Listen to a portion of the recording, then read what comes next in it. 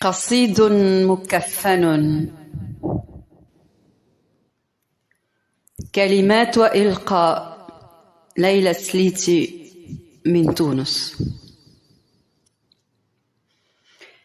لا يرتضي الشعر من الحروف تشيعا إلا بما يرضي الضمير لنصرتك. كل الحروف صوبت لي رمحها كي يكتوي جرحي بما قد أوجعك. كل الحروف منذ ارتدت كفن الشهيد صار لها 1000 ذراع يشتبك. ما خنت يوما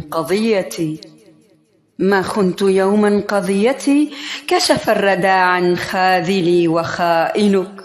فتريثي يا فتنة الأقدار مهلا واسألي عني الملأ.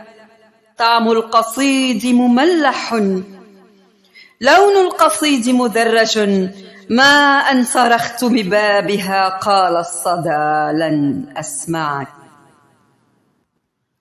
هذا الشعور بين السطور، تلك القوافي والبحور، ما نفعها يا شاعرا والرأي فيها مرتبك. أين المقاصد في ارتجالي إن لم أبلغ مقصدك؟ لا شيء يعدل سطوة الألم هنا بين الضلوع، يصد روحي عن البكاء. ماذا أقول لثرى الشهيد؟ ما زلت في زمن العبيد، والجيف تطحن قدسنا بالقنابل والقذائف والحديد، والظلم في أرضي يسود فالحرب قالت هيت لك. من لا يرى حسن الوجود في عينها بحر يذوب والطيب في ريح الجنوب. بل قد رضيتم بالنحيب والعرض فينا قد هتك. يا قبحنا يا أدهم الوجه المسود بالنعيم. هل نحن حقا منعمين؟ بل نحن في قاع الدرك. لن تعرف العرب طريقا للهدى.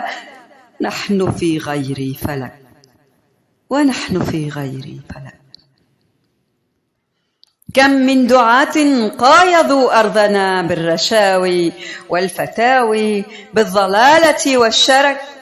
قيل الغناء فظاظة والشعر أيضا عمالة، والرقص ولا دياثة، والعدل مات في النفق.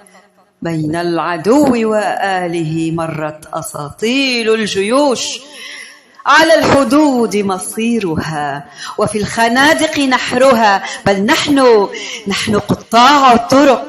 يا أمة العار التي قد بايعت ظهر الحمير في الوغى. من برجها العاجي ساومت أرض البراق بجهلها ونفاقها وجحودها. يا ثعلب ما أحقرك.